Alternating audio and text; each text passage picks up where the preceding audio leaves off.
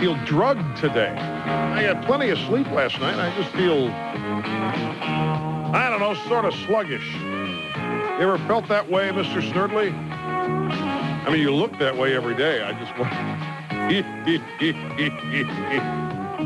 I'll be fine, folks. It's just really weird. Like I woke up in the middle of a deep sleep, even though I had enough hours. I got my usual number. Well, we'll start anyway with broadcast excellence, my friends. Once the program starts, nobody will ever know the difference anyway. 800-282-2882 if you'd like to join us. I, of course, am Rush Limbaugh. Insight Magazine has something coming. When you first hear about this, you think, well, we got more rumors circulating around, and then you look into it and you find out that it apparently isn't a rumor. Insight Magazine, in a forthcoming issue, has a story which claims that the Clinton administration, in coordination with the Democratic National Committee, has been selling burial plots to big donors at Arlington National Cemetery, as well as other national cemeteries. Pressure from political bigwigs at the White House. The story is by Paul Rodriguez. By the way, I'm holding it here, my friends. I have an advance copy of the story. Pressure from political bigwigs at the White House and within the Democratic Party apparently helped gain coveted waivers from top brass at the Defense Department and the Department of Veterans Affairs for dozens of big-time political donors or friends of the Clintons. Civilians, in other words, who wanted themselves or family members buried in America's most precious grounds, the National War Cemeteries, including Arlington National. That's the first paragraph of Rodriguez's story. Such waivers for unqualified people wishing to be interred at U.S. national cemeteries were approved by Clinton officials, including Togo West, the Secretary of the Army, who now wants to head the Department of Veterans Affairs. The Arlington National Cemetery, which is the resting place of many of the nation's greatest military heroes, is controlled by the Army, while 114 other national cemeteries located in 38 states are operated by the National Cemetery System, or the NCS, under the authority of the Veterans Affairs, Department of Veterans Affairs. Now, burial in national cemeteries is open to members of the armed forces and veterans discharged under honorable or higher conditions. Their spouses, unremarried widows or widowers, minor children, and under certain conditions, unmarried adult children also are eligible for such burial. Also eligible are members of reserve components and the Reserve Officers Training Corps, commissioned officers of the National Oceanic and Atmospheric Administration, or NOAA, public health service officers, World War II merchant marines, and certain others designated by the secretaries of the Army, the VA, or Air Force.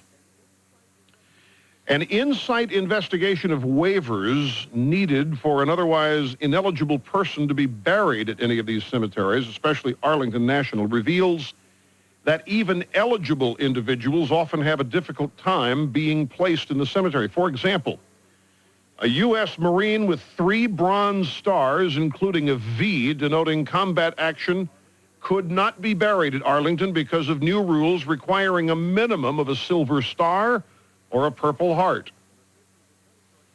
An official of the cemetery says it's very tough to get buried at Arlington, even for those who seemingly qualify or qualified without a doubt in earlier years. We are overcrowded, and therefore we are forced to select only the most decorated or the most service qualified.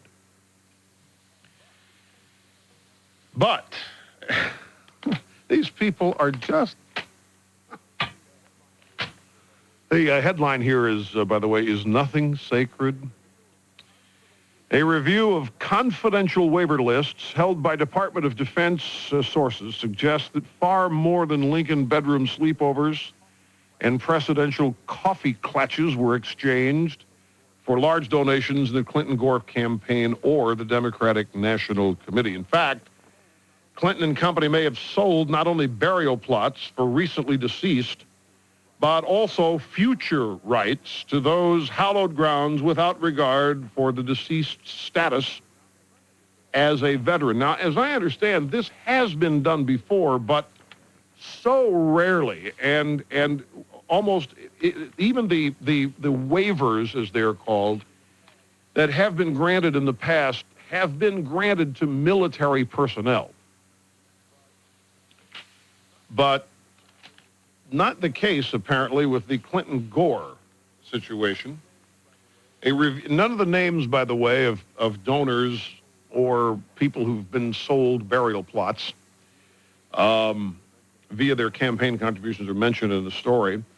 Insight's queries were prompted by military families who had heard rumors of alleged sales of burial plots. The Army Times reported in mid-June that Togo West had granted an unusual number of waivers since 1993, whereupon the Army Secretary denied his motives were political.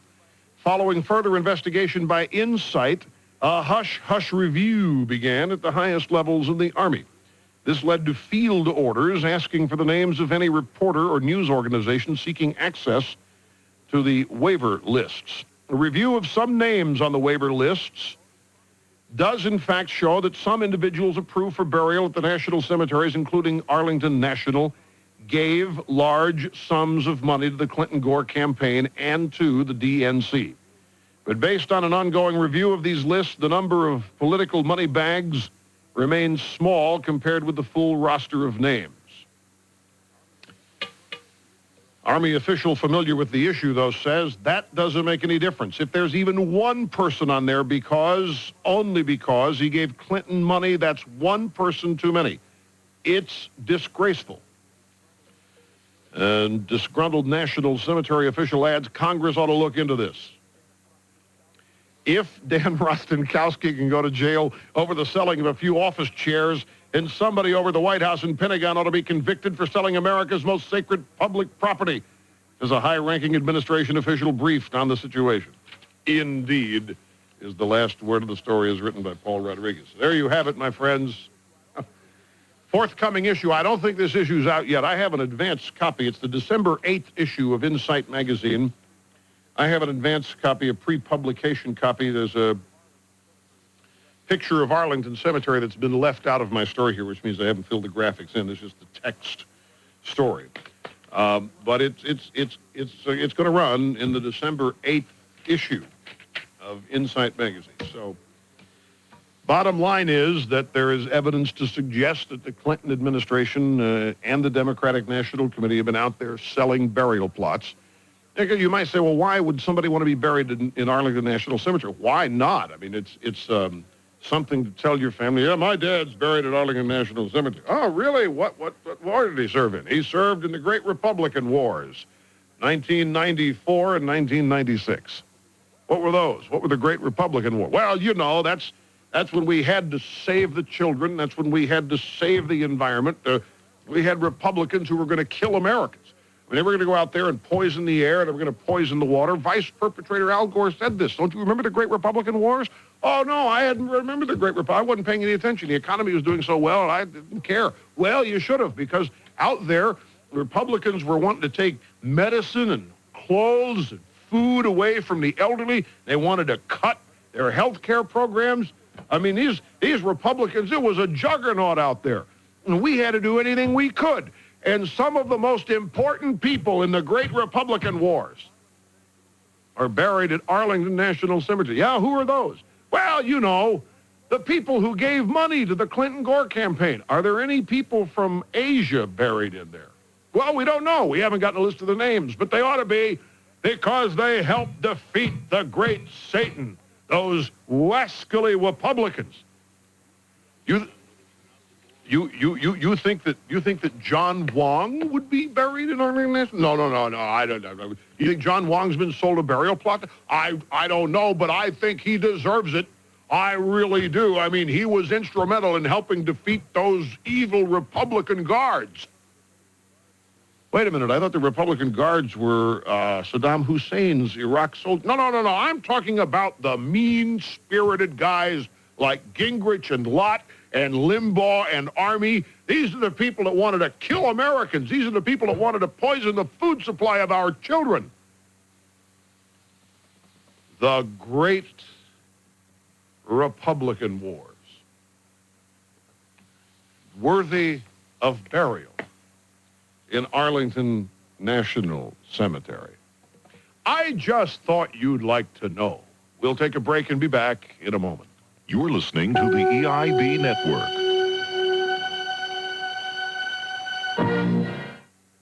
Time for opinions and analysis of the news with Tom Tradup.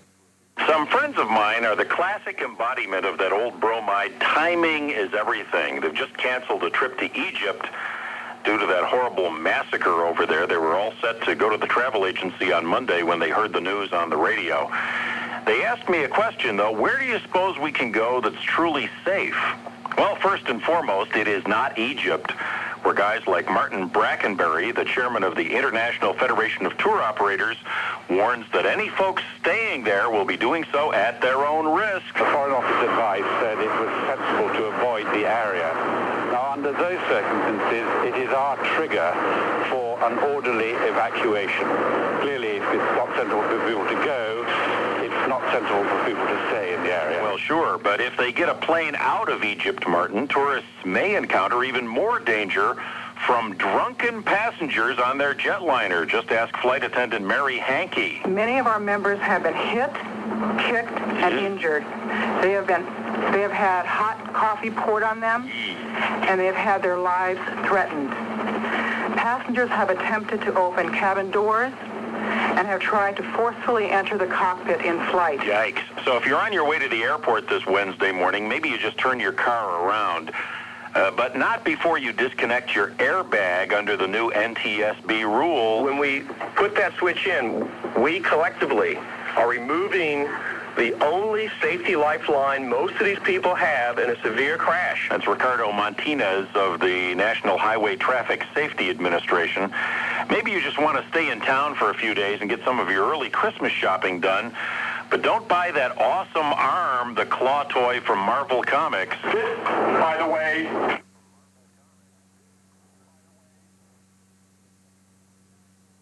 of the awesome arm. It even says it invites children to strike. Claw-striking excitement.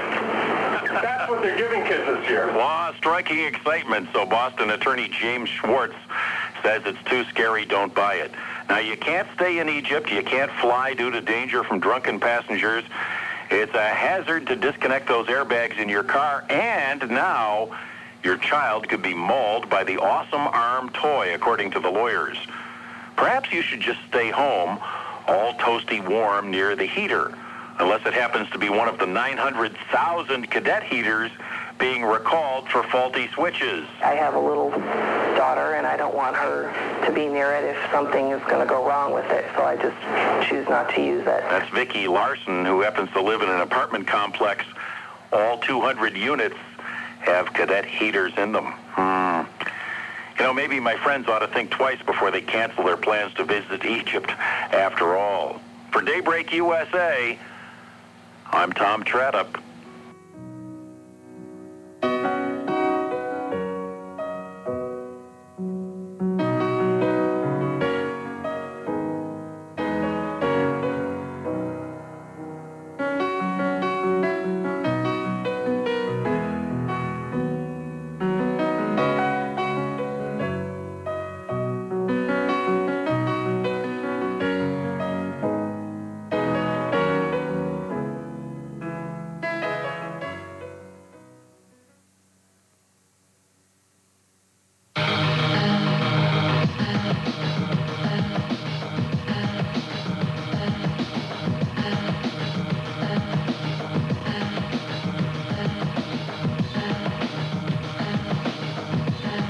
Got some people who want to respond to the Insight Magazine story coming up on December 8th, so we'll go to the phones, 800-282-2882. By the way, there's a lot of... We got some new tunes today, folks. We got a new Al Gore update theme from Paul Shanklin. Paul Silhan has weighed in with a cover of the great Creedence Clearwater Revival song, Who'll Stop the Rain. It's called Who'll Stop Hussein. And, of course, Jim McDougal has opened up some more cans of worms regarding the administration and possible obstruction of justice. We're going to go back in time and visit Al Gore on the campaign trail in September of 1992 with the most amazing thing that he said, especially when you place it in context with the current squabble that we're having with the Iraqis. We have more education news out there, some of it from California. And the tobacco lawyers and the administration are now arguing over the money. And the states, everybody, for fulfilling every prediction that I made about this tobacco stuff. Everybody wants their hands on the money. The administration is now saying to all these states that are negotiating settlements with the tobacco companies, they're saying, hey, wait a minute. We pay 55% of Medicare costs. We want 55% of the money. And the states are livid. Now we're going to get in an argument over who's paying for it. Because remember, the only reason we got the money is to cover expenses that had to be met due to the stupidity or victimization, whichever way you wish to look at it, at smokers engaging in that activity. Oh, I love this. In the meantime, the lawyers in Florida have launched another legal effort to try to get their $233 million per fee. So all that's coming up. In the meantime, though, let's go to Severna Park, Maryland. And we'll start with Lynn. Hello, and welcome to the EIB Network. Hi, Rush. You are the world's greatest truth detector. Well, thank you much. Nice to have you on the phone with us. Rush, the reason I called, and I'm just so honored to talk to you, is because I am outraged that we are selling plots at Arlington Cemetery to civilians. I think it is evidence that this administration is denigrating our military at every chance they get. Consider Mrs. Lister's comments last week regarding Marines being extremists. Mm-hmm. While those young men and women were, some of them over there overseas right now in harm's way, I just wonder if this isn't just more of the same, and I wonder if perhaps we shouldn't know the names of those people that have purchased these plots. You mean contributed to the Clinton-Gore campaign? Absolutely. I would think that has to be a matter of record somewhere. These names are obviously known. The Insight story leaves that unreported, and the impression I got from reading the whole story was that they're digging deep to try to get the names, but that they don't. I gather from reading that there's still some investigation going on. They're not quite sure just how many of these plots have been sold, and they've done some research. They've gone back to look at previous administrations, and they've found that such waivers have been granted, but never for non-military personnel. And I think that's the point. And like Bob Hope. Bob Hope was honored last week and made an honorary veteran because of his devotion and contributions to the American fighting forces over his life. Yeah. And Bob Hope would qualify for burial in Arlington. Nobody would complain about that. But Bob Hope hadn't made any contributions in terms of money in order to buy a plot. It'll be interesting to see if the administration responds to this. It'll be interesting to see if the mainstream media picks this up. It'll be interesting to see. Now, this stuff comes out during a congressional recess. It'll be interesting to see just how far this goes. I'll tell you what I fear, Lynn, and the rest of you. We live in a different generation now. We have, and whenever I've talked about the World War II generation versus the baby boomers and then the upcoming Gen Xers, one of the points that I've made, and we've had these discussions, you recall, along the lines of the people alive today think they really have it tough. It's more stressful in America than it's ever been. And I always have poo-pooed that. And I've said that the people who are alive today, who are under 50, don't have the slightest idea what real pressure is. They don't have the slightest idea what true national sacrifice is.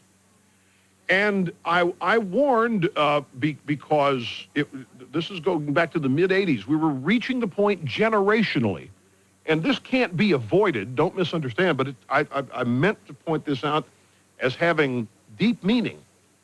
We're reaching the point, and now we're getting ever so close to it, where we're going to someday elect a president who will not remember an America victorious in major conflict in his lifetime. It's going to be a matter only of historical perspective. We're dangerously close to that with Clinton anyway. And now the generations that are alive today, I know a lot of you who are in the military, whose families served, whose grandfathers, fathers, mothers, and grandmothers were all involved. Those of you who have friends, family members buried at Arlington, I'm afraid that there are a lot of Americans, the MTV generation, people that watch MTV, people that watch Seinfeld, the sitcoms at night, are going to hear about this and go, so what? I want you to brace yourselves for that. You think there's a lot of apathy out there about other things going on in the world of politics in this country. I think that you're going to find a surprising number of people who aren't going to be outraged by this because they simply have no concept of what it requires or what it takes or what it means to be buried at Arlington National Cemetery. And that's well, wait a minute. It is a product. It's a product of peace in a way. I've told the story of my parents and grandparents instructing me and raising me with the values they learned during the Great Depression. Well, I hadn't been a Great Depression in my life, so you learn about it, but you didn't live through it. And so you, in many cases, you think your parents are idiots. The advice they give you is not relevant to today because those were such formative events, World War II included in the Great Depression. One of the products of peace, and I mean peace in the sense that the Cold War is gone and it didn't require a world war to win that. Last world war was World War II. The Gulf War took 100 days. There weren't too many casualties there. I mean, you could put this in perspective and look at what young people's idea of war may be. It may be Arnold Schwarzenegger and Bruce Willis and 100 days in Iraq, and voila, it's over. Vietnam, a mistake, shouldn't have done there. Nothing in many people's minds today. It was something best forgotten and not to be repeated. Look at the way the Vietnam War vets were treated when they got home, and in some cases still are. So I just want to prepare you for those of you who are properly outraged at this, who understand exactly what a sin this is, what a violation of all that's sacred in this country is.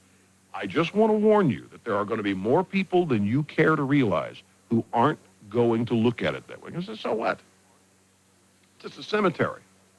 That's for old, the people that were fought in wars 50 years ago. That doesn't relate to me now. I mean, worried about who's buried at Arlington National Cemetery is not going to put food on my kid's table. Worried about who's buried at Arlington National Cemetery is not going to keep one child from being abused. Worrying about who's buried at Arlington National Cemetery is not going to see to it that our kids learn how to get married with friends in school. Worried about who is buried at Arlington Cemetery is not going to provide milk and lunch for our kids at school. That's what you're going to get. We are in a self-absorbed, some of our society is self-absorbed and has simply not been alive during certain events to have a proper appreciation. And you know what history in schools is today. Who knows what's being taught about these great conflicts of the past? Most people can't find their own state on a map, much less Normandy in France. So I just want to warn you, if you don't find a whole lot of outrage about this, this is why. I hope I'm wrong, all right?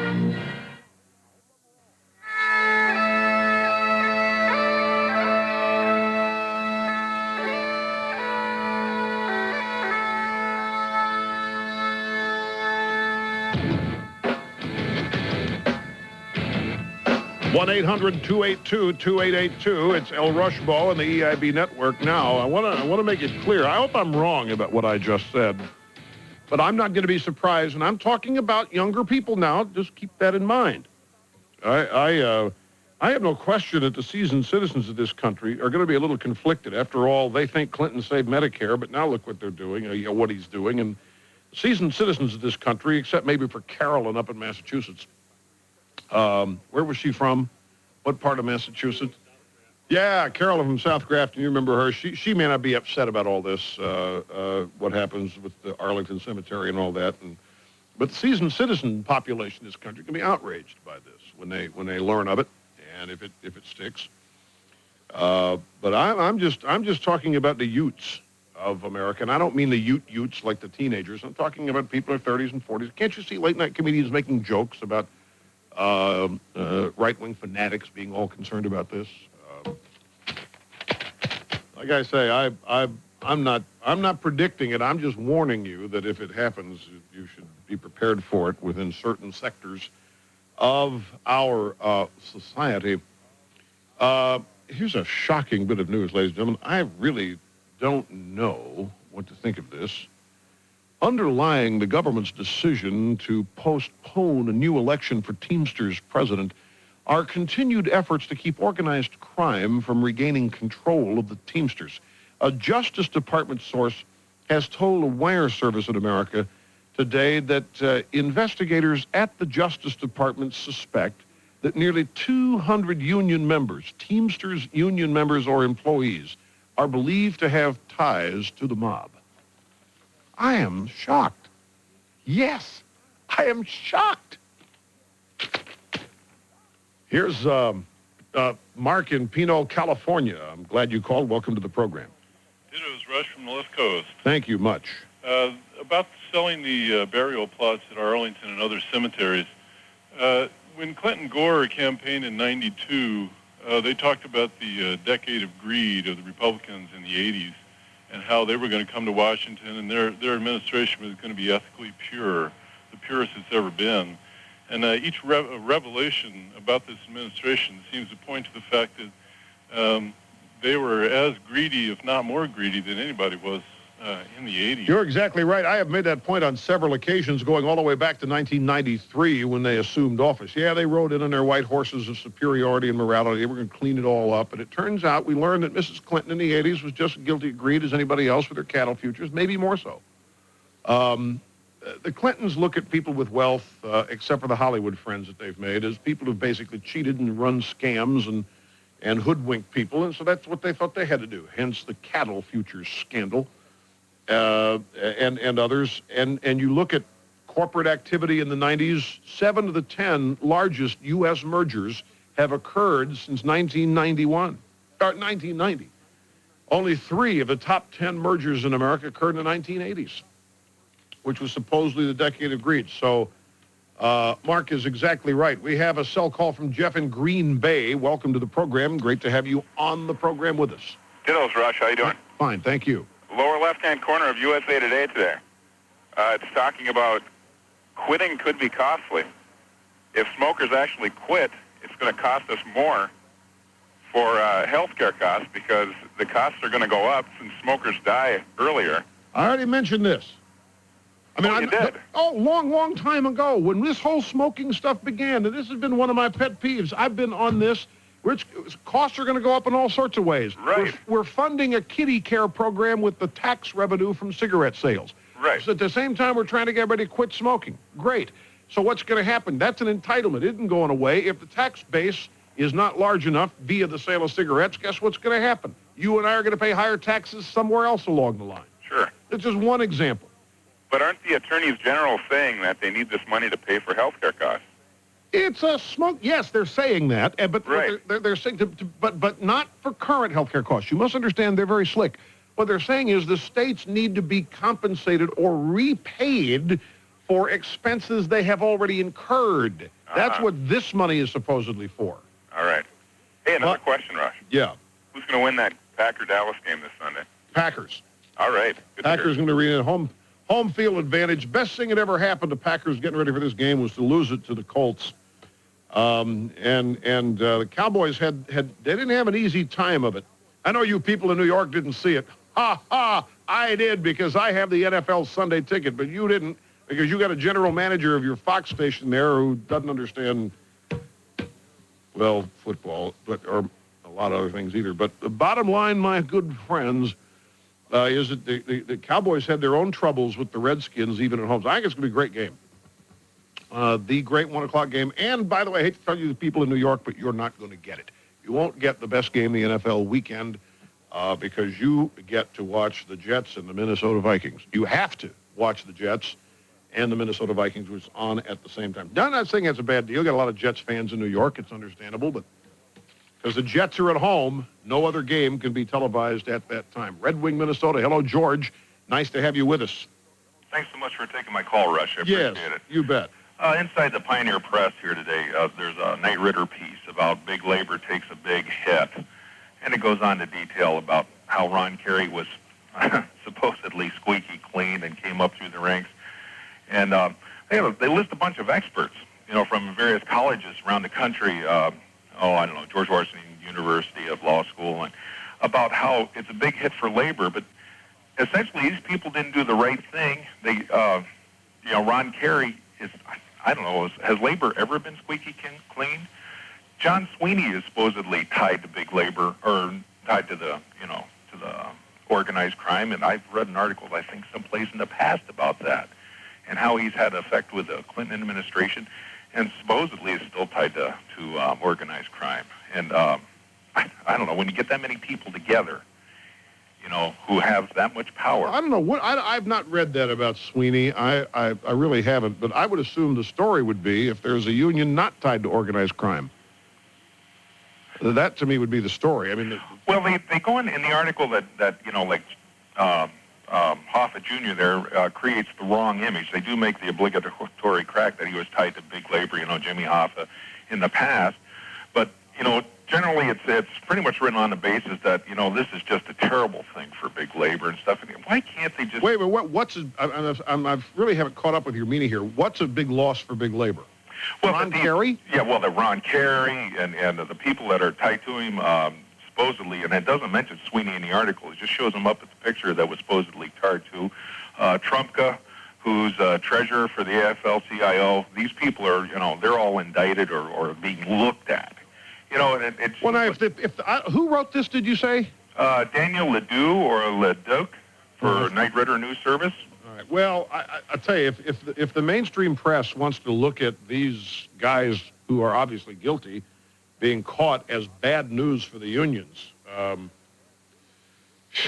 I just don't think there's any big news here in all this. That the election was tainted, that campaign funds were misused and laundered, and that there's some illegality here. This is standard operating procedure. And for somebody to come along and write that this is a big loss for the Teamsters, I think just indicates the value base of people who are writing about it, I guess, in a sense in which they understand it. George, thanks for the phone call. Appreciate it. We're going to Minneapolis next. This is Gloria on the EIB network. Hello. Hello?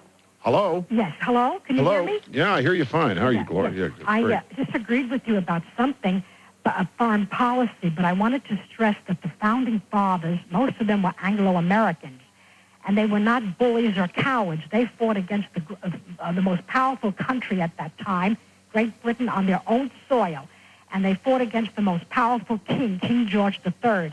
And after the war, they were isolationists. They were not militant, aggressive people. They wanted to stay away from all these other countries. Now, why are we having all this terrible, destructive kind of foreign policy? We had 10 years with McNamara's war or Johnson's war. We have Persian Gulf War where Americans died and 1 million children have already starved to death in Iraq. We're bombing the Serbs up. And I think Hey, Gloria, I don't think you and I are going to get anywhere. Because you don't want to. I challenge you to listen to me. I challenge you to listen to me. I don't. Gloria, you're just so you're so ill-informed and unaware. No. You belittle people. They're all I'm not belittling anybody, Gloria, and I'm not belittling everybody. Who wants to? Kennedy was Irish. They're Irish-American presidents. They come from... Oh, now you're going to get into bigotry. No. They don't know anything about Southern Europe, Eastern Europe, or the Middle East. They're very prejudiced people. Who are you talking about? All right. All of our presidents come from northwestern Europe. Where are we finding these clowns? Well, they're prejudiced. All they want to do is... No, I mean you. I mean, Gloria... Well, you're from northwestern Europe, too, probably. Yeah, but that doesn't mean you're an American, Gloria. I am an American. You're an American, but still in order to have their prejudices. It doesn't have, I have no European biases or prejudices in any way. Gloria, the United States, Gloria, let me attempt to explain two key things. The United States of America is a superpower, and a bully has become a very big bully. And these presidents... Gloria, these days ended 30 years ago. You know, the 60s are over, thank goodness. Gee whiz, I mean, you're a fun museum piece, but I got better things to do. We'll be back here in just a second. You're listening to the EIB Network.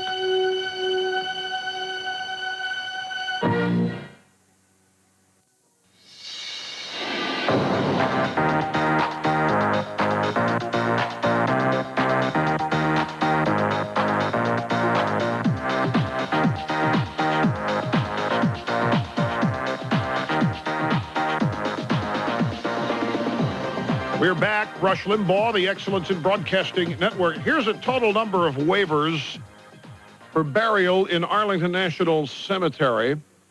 Now remember now, the Department of the Army administers Arlington. The Secretary of the Army grants waivers as a matter of discretion. The Secretary of the Army is Togo West. And Togo West is the guy that's had all these stupid, weird female consultants. Sarah Lister and so, well, Sarah Lister was assistant secretary. That other Madeline, what was her name? I can't remember her name. This wacko who thought that we needed to consult the communists on how better to put together our military. Stupid stuff. So Togo West runs this thing for the Clinton administration. Some 60 such waivers have already been approved during the Clinton administration. There were 33 waivers granted during the Bush years, 53 during the 8 years of Reagan's terms in office, and 17 waivers granted during Carter's presidency. Most of these waivers, if not all, were for military personnel.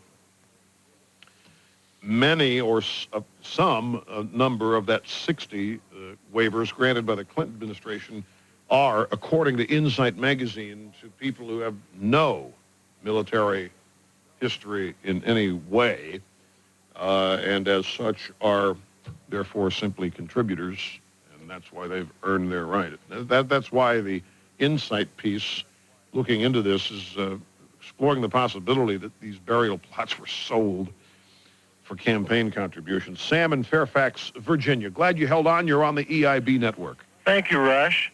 This is Sam. I'm almost 72, 29th of November. I was in the Navy during World War II. I fought in Korea. I fought in Vietnam. I'm extremely offended by the thought that the president or his organization would sell space in Arlington Cemetery to those who do not deserve it. I feel that I myself eventually would be buried there. If it's full or there are reasons why not, that's okay. But not because the spaces there are sold to people who contributed to his presidential election. Well, we don't have numbers. We just have an ongoing investigation of this, apparently led by Insight magazine. So I don't think all these 60 are of that type. What I've been able to gather together information-wise indicates that. But as an unnamed official in the Insight story says, even if it's just one, even if it just turns out to be just one, it's too many. I agree with that. But a lot of people say, how can it happen? How can it happen? It's easy. The Secretary of the Army administers Arlington National Cemetery, and the Secretary of the Army is Togo West, and Clinton can call Togo West, and that's how it can presumably occur. Sam, thank you for the calling. I've been doing some math here on this tobacco quandary that we face, with the feds now saying, by the way, it's all over the place. A New York Times story, U.S. wants a cut of tobacco settlements. Administration seeks Medicaid repayments from state lawsuits. State politicians band together to defend the fruits of their initiatives. They're trying to keep the feds' hands off. The feds want 55% of the money because they claim they pay 55% of Medicare payments. The lawyers want 25% of the money. That adds up. That adds up to 80%. That means that Florida is left, or other states will be left with 20% of what they got. If everybody gets what they want, they get 20%. Of course, they could call it 120%, just call it that, and make everybody feel better. But, I mean, the truth is that if this all shakes down, they get 20%. Don't you love this greed on parade? I tell you, I have never enjoyed being right about something more than this. We have a cell call from Los Angeles. Matt, hello. Welcome to the EIB Network. Hello, Rush. Long-time listener. Dittos from Marine Corps base down here. Thank you much. I'm a 23-year-old corporal in the Marine Corps, and I got to say that we are not, the MTV Generation Xers are not the majority of young people today. We understand the history of this country and our military history, and we will all be outraged by this. I hope you're right. If it's not picked up by the mainstream media, it's just another indication how left that they are. Well, mainstream media is going to pick it up at some point. They'll look into it, and if they don't agree with Insight's interpretation, and I guarantee you, given with the stats that I just gave you, I want you all to be prepared for this too. I want you to be prepared if this ever is picked up. They'll say, "Look, it's been floating around. A lot of people are upset about it, but look, everybody did it." So we had 53 of these in 8 years with Reagan. We had 33 in the Bush years. We had 17 with Jimmy Carter. And so we got 60 with Bill Clinton, but a lot of those people are now nearing the end of their lives, and everybody. I'm just trying to prepare you, those of you who are worked up into a frazzle over this. I hope I'm wrong about all these warnings. And Matt, I have no question that the Gen Xers that are serving in the armed forces are going to be outraged by this. And I know that the MTV generation is a small percentage of Gen X, but it's still sizable. Glad you called. Got to go. Quick break. Back with more in a moment. You're listening to the EIB Network.